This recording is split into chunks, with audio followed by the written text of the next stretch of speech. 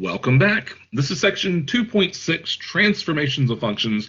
And so in this section, what we're going to look at is how can we take a function and actually move it around, make it larger, smaller, reflect it, those different types of things.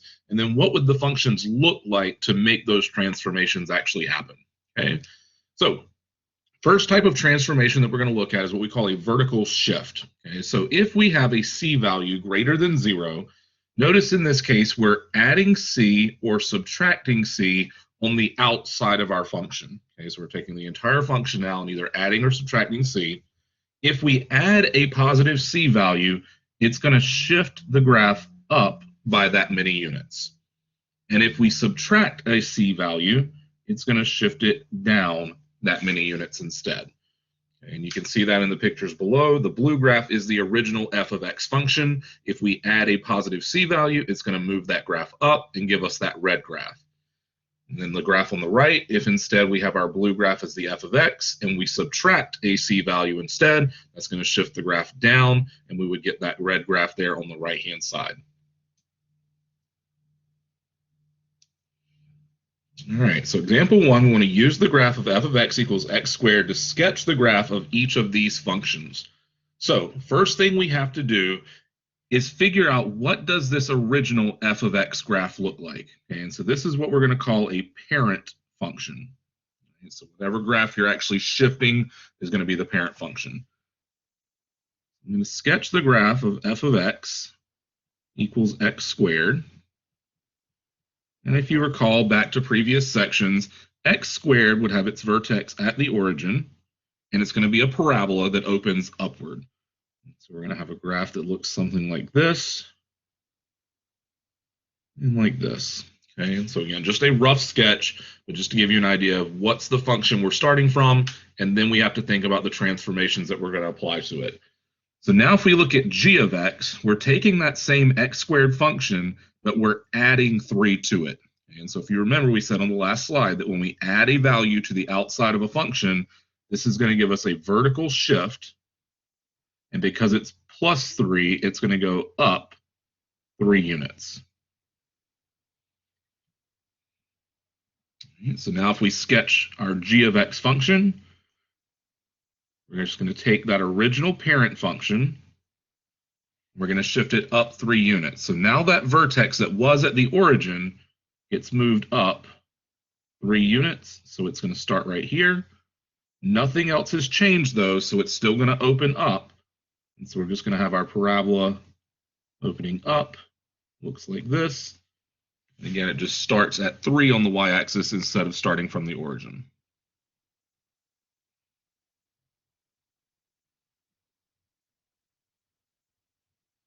All right, now our h of x equals x squared minus 2. In this case, notice the minus 2 is on the outside of the function. It's going to give us a vertical shift again. But this time, because we're subtracting 2, it's going to shift it down 2 units.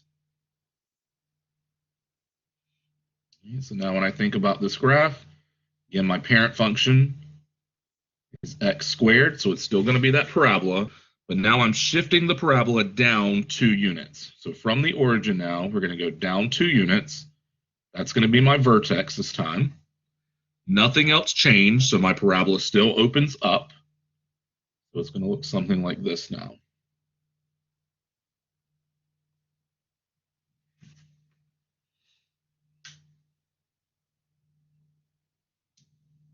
And just keep in mind you have access to Desmos or a graphing calculator, whichever you prefer, and you can use those on your test. So anytime you have a graph like this, feel free to put it in there just to see what it looks like. On the actual test, what I'm going to be looking for is the verbal description. So I'll give you a function and say, okay, what types of transformations are being applied? And I would expect you to be able to actually list out, like for the first one here, it's a shift up by 3 units. Or for the second one here, it's a shift down by 2 units.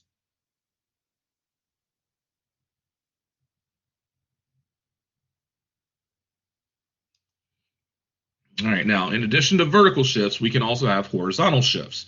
So again, we're thinking about this c value being a positive value greater than 0. Notice this time though, our minus c and our plus c are inside the function. So they're grouped with the x inside parentheses in this case, or any grouping symbol. Okay, and you'll see in a minute what I mean by that, because anytime it's grouped inside the function, it's going to count as a horizontal shift. Now, if we have a minus c inside the function, it's actually going to shift our graph to the right by that many units. Okay, so that might seem backwards from what you're expecting, okay, but just keep in mind whenever it's inside the function and it's subtraction, it's going to shift it to the right. And then with a plus c in this case, it's actually going to go to the left, which again seems backwards, right? But a plus c inside the function is actually going to shift our graph to the left that many units instead. And we can see that in our graphs below. The blue graph again is our original graph. So if we subtract c, it's going to shift our graph to the right and give us that red graph. And then the second graph over here, again, the blue is still the original function. Adding c, though, is actually going to shift it to the left c units. And so we would get that red graph in the second graph.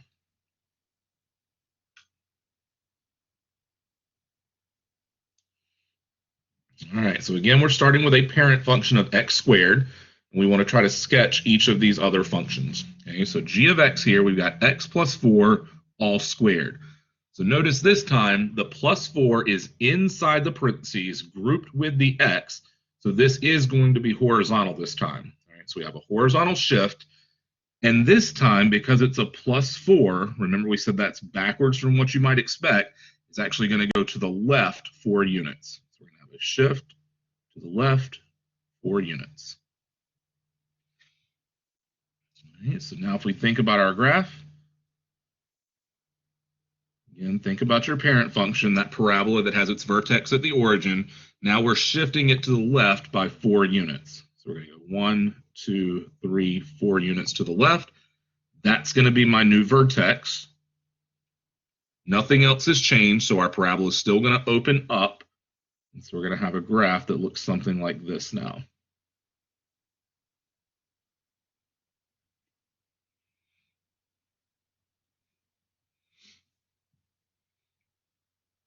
Again, on the test, what I'm going to be looking for is that verbal description. Can you tell me that this is a shift to the left by 4 units? And now with h of x, we've got x minus 2 all squared. Again, it's going to be a horizontal shift because that minus 2 is inside with the x. But this time, because it's a minus 2, that's going to go to the right 2 units.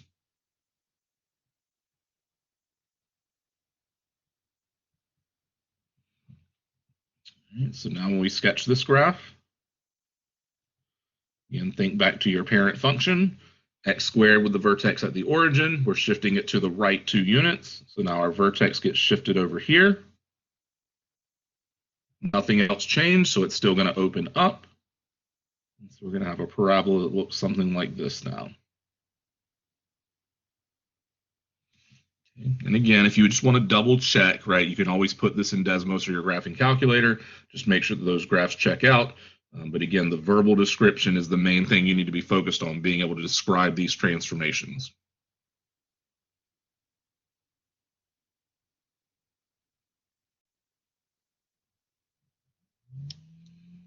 All right, example 3. So now we want to sketch a graph of f of x equals square root of x minus 3 plus 4.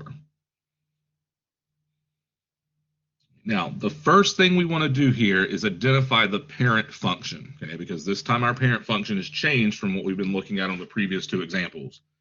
So our parent function this time is actually going to be the square root function. So we're going to call this g of x equals square root of x. The first thing I want to think about is, what does that parent function actually look like? If you think back to previous sections, when we looked at the square root function, it started at the origin and it opened up and to the right, because all those values are going to be positives this time. And so we're going to get a graph that looks something like that. So that's our parent. Now let's think about the transformations that we're applying to that square root of x. Well, one thing that's happening here is we have a minus 3. Notice here it's under the square root, it's grouped with the x. Even though there's no parentheses there, we still consider that being inside the function with the x. So this is going to be a shift to the right by 3 units. So that's our first transformation. But we also have this +4 on the outside of the function this time. Okay, and so remember, outside is going to give us a vertical shift, and because it's a +4, it's going to go up 4 units.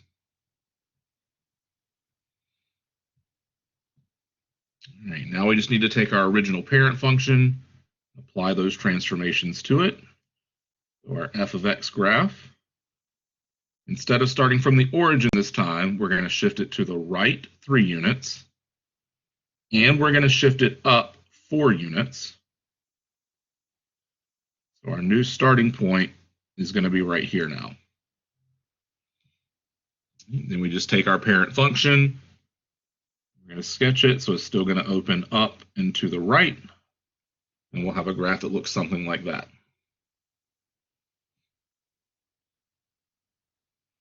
But again, in general, your process is figure out what is my parent function, in this case, square root of x is the parent, figure out what types of transformations you're applying, apply those transformations, and then sketch your new graph.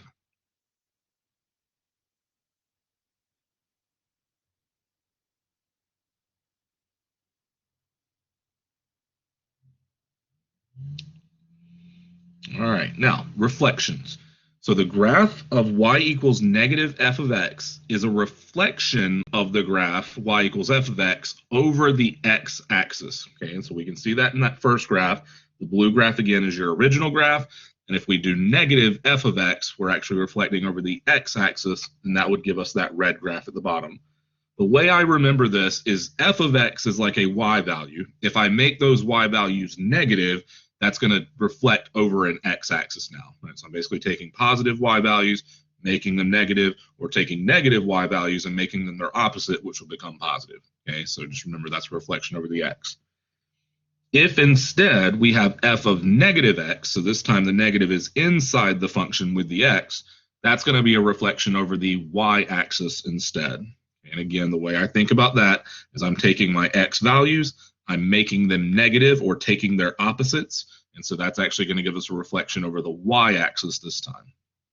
So negative in front of the entire function, reflection over the x-axis, negative inside the function, reflection over the y-axis.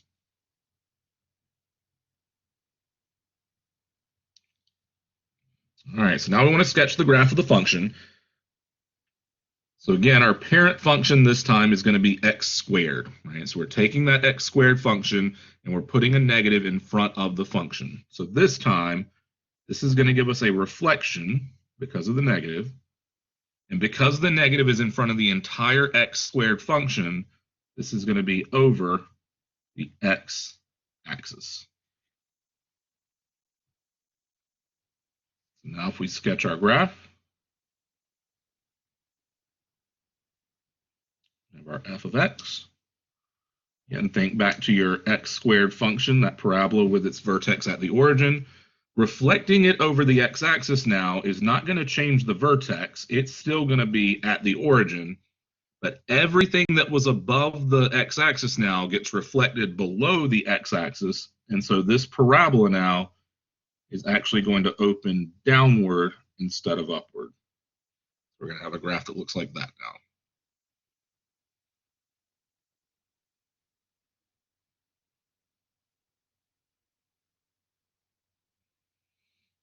All right, so then if we look at g of x, we have the square root of negative x. Parent function this time is the square root of x function. This time, though, the negative is inside the function with the x, right? So instead of being outside, it's inside. So it's still a reflection, but this reflection now is going to be over the y-axis instead. And so we just have to think about our square root function. Remember, that would start at the origin, open up and to the right. So if we reflect that over the y-axis now, we're still starting from the origin, but it's going to open up and to the left instead. We're taking that square root function, reflecting it over the y-axis, and so now we get a function that opens to the left instead of the right.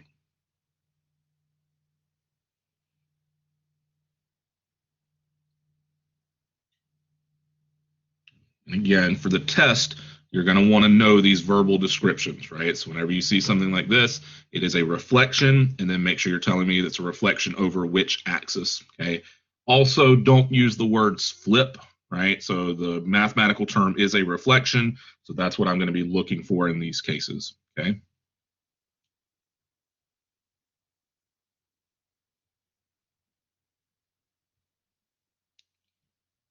All right, now, we also have what are called vertical stretches and shrinks. So if we multiply a function by some c value, if that c value is greater than 1, we're going to vertically stretch it by a factor of c. Okay, so this would be a vertical stretch by a factor of c if your c value is greater than 1. If instead that c value is between 0 and 1, meaning it's a fraction or a decimal, now we're going to actually shrink the graph vertically by that factor instead. Okay, so c values being multiplied in front of the function bigger than 1 is a vertical stretch. Anything between 0 and 1, fractions and decimals, are going to give us a vertical shrink instead. And we always want to describe the factor that we're stretching or shrinking by. Just make sure that it's by a factor of whatever that number is. We can see that in the graphs below. Again, the blue is still the original. With a c value greater than 1, we can see that red graph now in the first one is stretched vertically. And then with the second one, with a c value between 0 and 1, we actually shrink the graph vertically instead.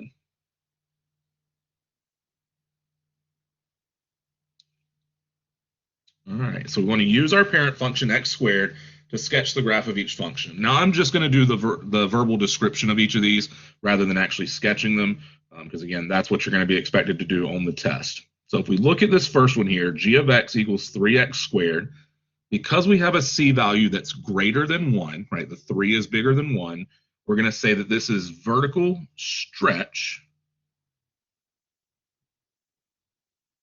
And again, we always want to talk about the factor, so this is by a factor of 3. So because that number is in front of the entire function, the x squared being the parent function, and it's a bigger than 1 number, right, we're going to stretch it vertically by that factor. Now, with h of x, we have 1/3 x squared. Again, the number's in front of the entire function. This time, though, 1/3 is a fractional value between 0 and 1. So this is actually going to give us a vertical shrink. And again, we have to include our factor. So this is by a factor of 1/3.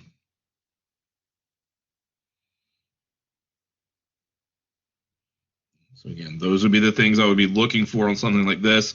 Identifying first that it's vertical because the number's out front, then telling me whether it's a stretch or a shrink based off the value. If it's bigger than 1, it's a stretch. Smaller than 1, or sorry, between 0 and 1 is going to be a shrink. And then also giving me the factor that it's stretching or shrinking by.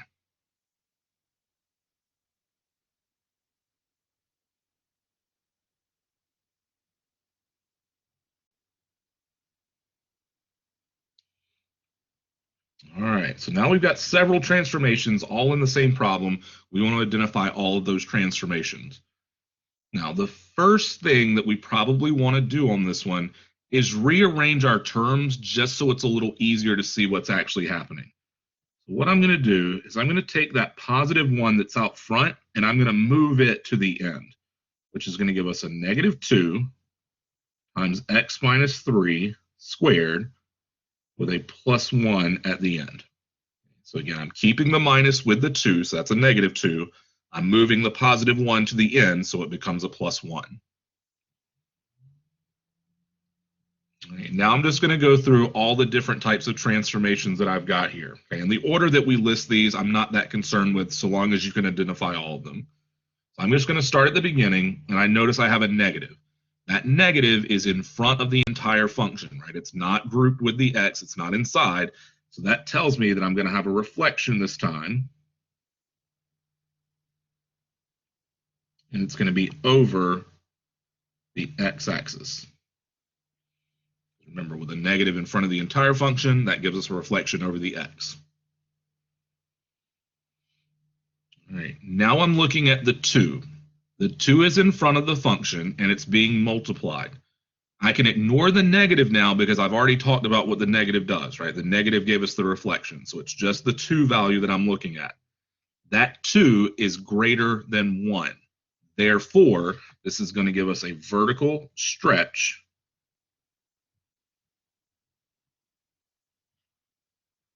by a factor of 2.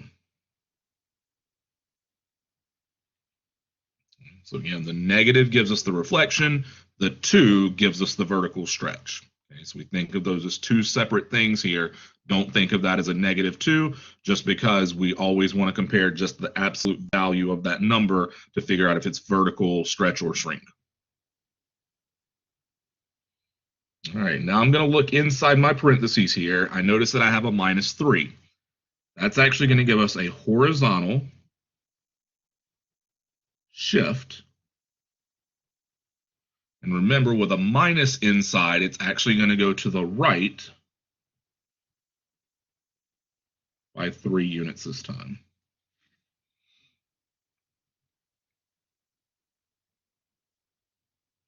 And then the last thing I have is that +1 on the outside. And remember, in this case, on the outside, it's going to be a vertical shift. Okay, so it's going to go up or down.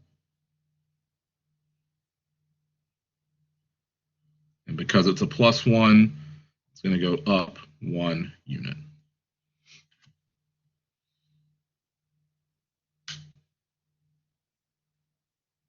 Now, if you could see that the 1 is going to shift it up 1 without moving it to the end, perfectly fine, right? I just think for a lot of us, it's easier to see that 1 at the end to see all the different things that are happening, right? So we have the negative giving us the reflection over the x, the 2 giving us the vertical stretch by a factor of 2, the -3 inside giving us a shift to the right by 3 units, and then the +1 on the outside giving us that vertical shift up 1 unit. And again, I'm not going to sketch this one, okay, because again, on the test, I'm not going to ask for that. I'm just going to ask for the verbal description. And so you would just need to be able to list out these things here. And again, I'm not that concerned with order as long as you find all the different types of transformations that are happening.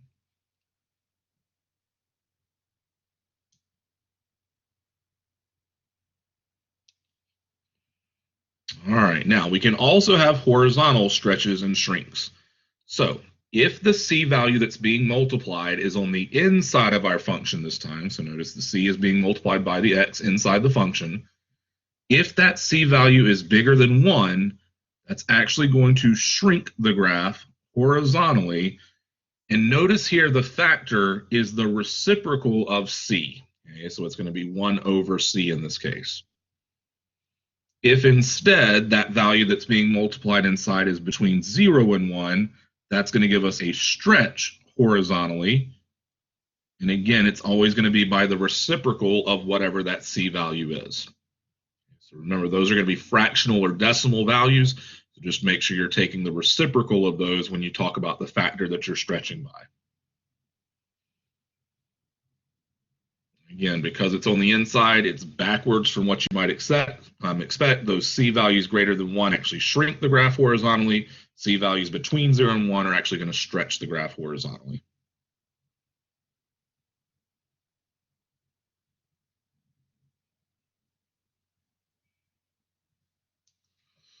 All right, so if we take a look at this one, they give us the graph of a function, right? And so the equation of a function, and we just want to actually think about what that graph's going to look like. So the first one here, we're looking at f of 2x. So the first thing we want to do is identify what type of transformation do we have? Well, the 2's on the inside, so I know that's going to give me something that's horizontal.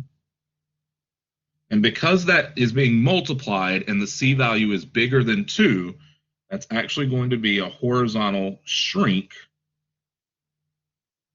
by a factor.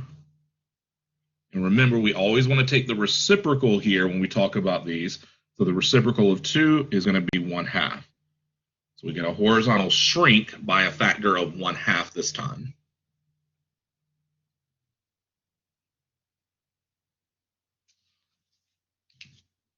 So if I'm going to try to sketch this graph, I'm going to switch my color over so it doesn't blend in with the other one.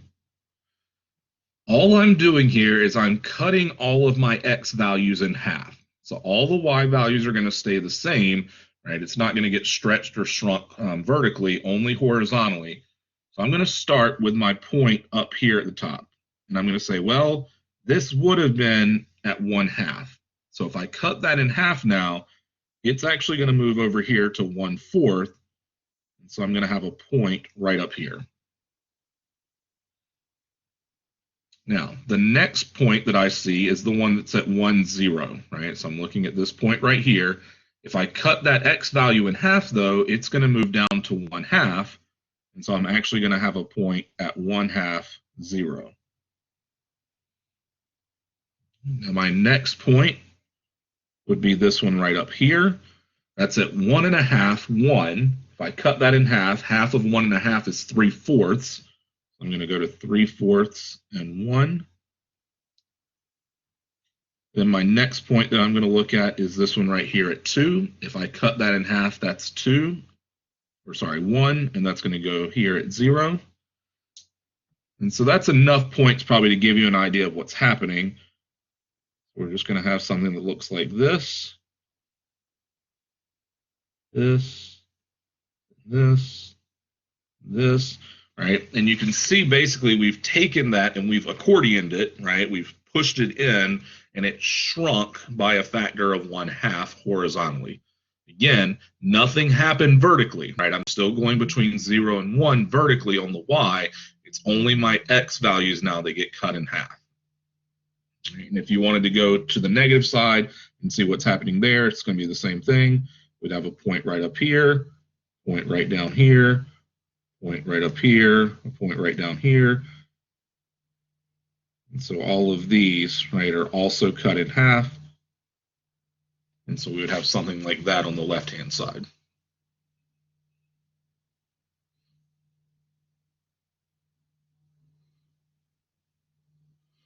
All right, now the second graph, f of 1/2 x, again, the numbers multiplied on the inside, which is going to make this horizontal. But because it's between 0 and 1 this time, this is actually going to give us a stretch horizontally. And then we have to include our factor. So just remember, we always want to take the reciprocal of the number. In this case, the reciprocal of 1/2 is going to give us a factor of 2. So we're horizontally stretching this by a factor of 2 this time.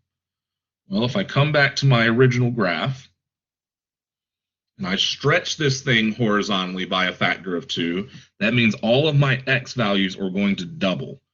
So I'm taking this top point up here that was at 1/2, it's going to move over here to 1. Then my point that was at 1 is going to get moved all the way over here to 2. My next point that was at 1.5 is going to get moved all the way over here to 3, and so on if you wanted to continue. But basically, I'm going to end up with something that looks like this now. And it would just continue on like that all the way down. Okay?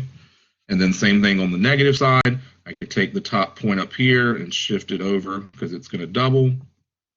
Then I would take the point at 1, it would get shifted over to 2. Point at -1.5 would get moved over here to -3.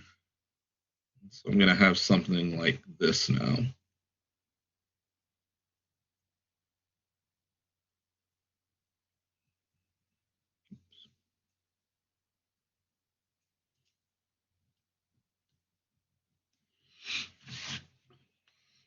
And again, you can see comparing that to the red graph now, we've stretched this thing out horizontally. Vertically, it's still going between 0 and 1, but all of these triangles are just getting stretched out and are much wider than they were before.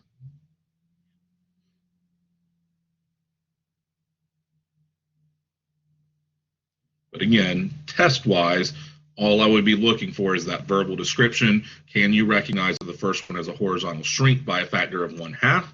And the second one here would be a horizontal stretch by a factor of 2.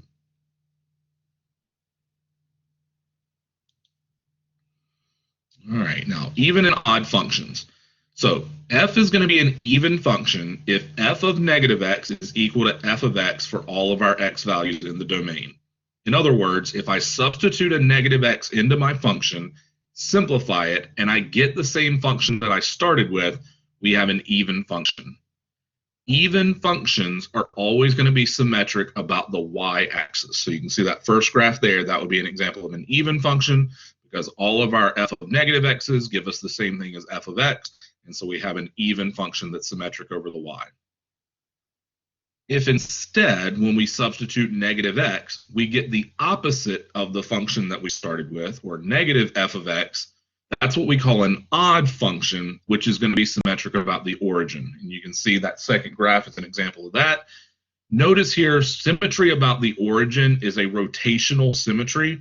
So I'm taking the top part of my graph here, which I'm going to just kind of shade in purple, and I'm rotating it 180 degrees around the origin, and that's how I'm going to get that piece that's in the third quadrant now.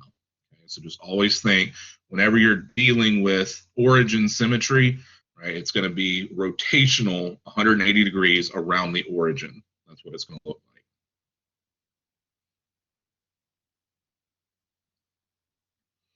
All right, so all we want to do here is just determine whether each of these functions is even, odd, or neither, right? Because not all functions are going to be even or odd. So the way we're going to do that again is test by plugging in a negative x. So we're going to say f of negative x is equal to negative x to the fifth plus negative x. So now we have to simplify. So remember, if we raise a negative to an odd power, 5 being an odd power, that's going to give us a negative value. So we're going to have negative x to the fifth. And then plus a negative x, we could just write as minus x instead. So now we think, is this the same function we started with? Well, x to the fifth plus x is what we started with. We got negative x to the fifth minus x, not the same thing, so it's not even. So then we would say, well, is it the opposite of the function we started with? Well, in this case, yes, it is, right? Because we started with a positive x to the fifth, that became negative x to the fifth. We started with a positive x, that became a negative x. So this is actually the opposite of the function that we started with. Therefore, this is an odd function. Another way to think about this to see that it's the opposite is I could actually factor out my negative here, which would give us a negative on the outside, and then x to the fifth plus x on the inside. That's exactly the opposite of that function that we started with now.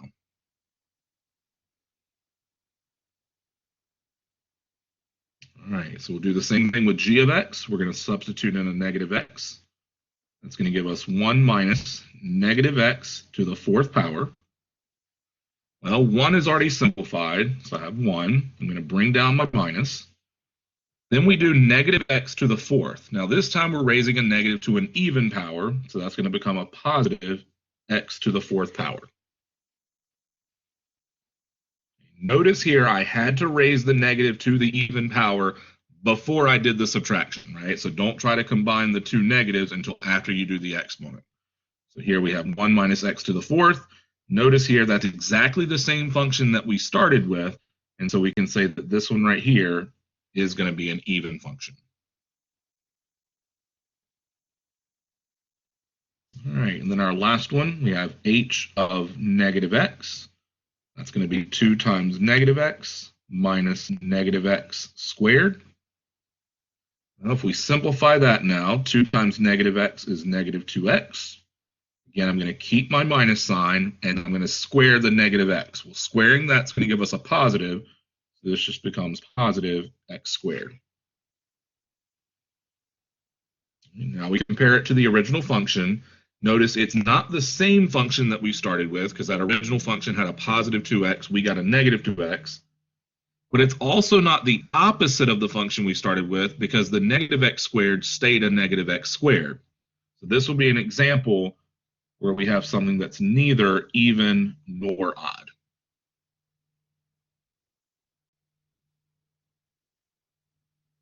And again, just keep in mind what that tells us now is there is no symmetry about the y-axis or the origin, where the top one would have symmetry about the origin, the middle one would have symmetry about the y-axis.